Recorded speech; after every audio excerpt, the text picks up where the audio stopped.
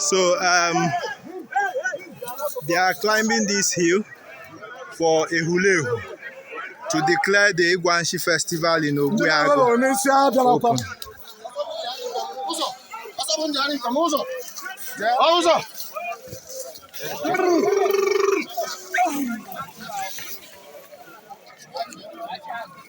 Wahat.